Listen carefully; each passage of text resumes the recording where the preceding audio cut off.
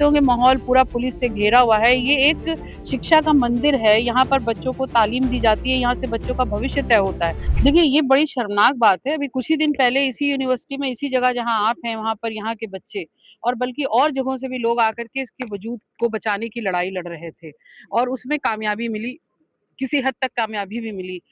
लेकिन उसके बाद इस तरीके से जेल ये यूनिवर्सिटी में आकर के और इस तरह से ईडी की रेड डालना, और आप देख सकते होंगे माहौल पूरा पुलिस से घेरा हुआ है। ये एक शिक्षा का मंदिर है, यहाँ पर बच्चों को तालीम दी जाती है, यहाँ से बच्चों का भविष्य तय होता है और यहाँ पे आकर इस तरीके का पस मंजर तैयार करना, इसका मतलब पूरी तरीके से आप भयभीत करना चाहते हैं।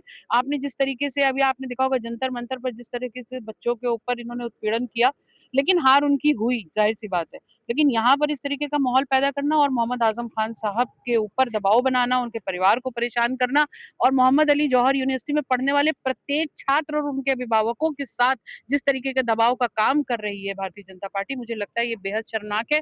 और लेकिन ये लड़ाई रुकेगी नहीं, इस लड़ाई को संवैधानिक तरीके से हम सब मिलकर के लड़ते रहेंगे। को किस तरह से लड़ाई है आप?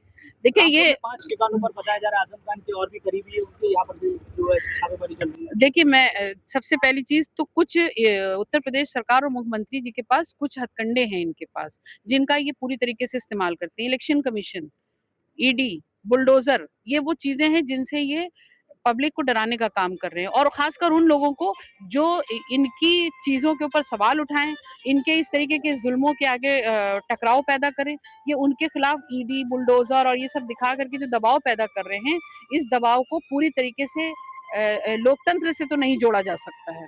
तो अगर जो लोकतंत्र की हत्या कर रही हों, तो उनके ऊपर जनता बैठी हुई है देखने के लिए और वो किस तरीके से इनके साथ रवैया करेगी 2027 में, ये देखने वाली बात है। ये लड़ाई आप कैसे लड़ेंगे इस वक्त? देखिए हम पूरी तरीके से संवैधानिक तरीके से कानूनी प्रक्रिया और उसके तहत जाते हुए लड़ाई लड़ी जा रही है।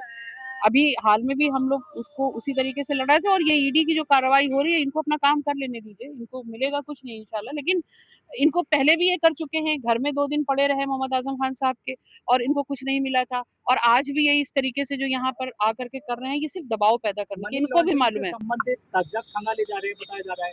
देखिए ये हुकूमत है, सरकार है, ये कुछ को कुछ भी निकाल देगी। तो इनको हो सकता है कि अंदर कोई बड़ी साजिश करने के लिए ये गए हों, कोई भी साजिशन ये कुछ भी निकाल सकते हैं, इसके लिए भी हम सब लोगों को सतर्क रहना पड़ेगा।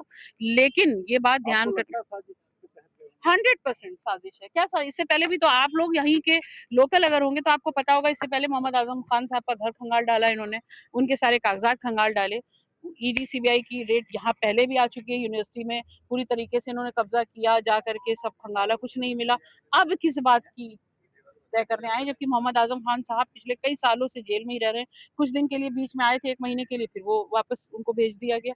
तो अब किस बात का खतरा है? इतने दिनों में ऐसा क्या हो गया होगा? इसलिए ये पुलिस का बल दिखा करके यहाँ के बच्चों का मनोबल गिराने की कोशिश अच्छा, कर रहे हैं। फोर्स तैनात की गई है, पीएससी की जवान भी तैनात है और विश्वविद्यालय के गेट पर। जी, और मुझको ऐसा कुछ लग रहा है कि हो सकता है कि इनको ये जो नाकामी मिली थी, अभी जो ये 38 फैकल्टीज़ गिराने की बिल्डिंग्स की बात कर रहे थे, उसकी नाकामी के पीछे जो ये एक षड्यंत्र रचा रचा जा रहा है, तो इसके पीछे भी अगला स्टेप यूनिवर्सिटी के वजूद पर फिर हमें लगता है हथौड़ा चलाने की कोशिश कर सकते हैं। इसके लिए सबको सतर्क अगर रहना ऐसे होगा। में सुनिए कि हथौड़ा चलता है, विश्वविद्यालय पर बुलडोजर चलता है, क्या करेगी समाजवादी? आप लोग क्या करेंगे? देखिए समाजवादी पार्टी हो और कोई भी जो यहाँ पर पढ़ने वाले बच्चे और अभिभावक हो, सब मिल करके इसके वजूद की लड़ाई को लड़ रहे थे, लड़ते रहेंगे और पूरी कोशिश करेंगे कि इस यूनिवर्सिटी को ऊपर आँच ना आने पाए।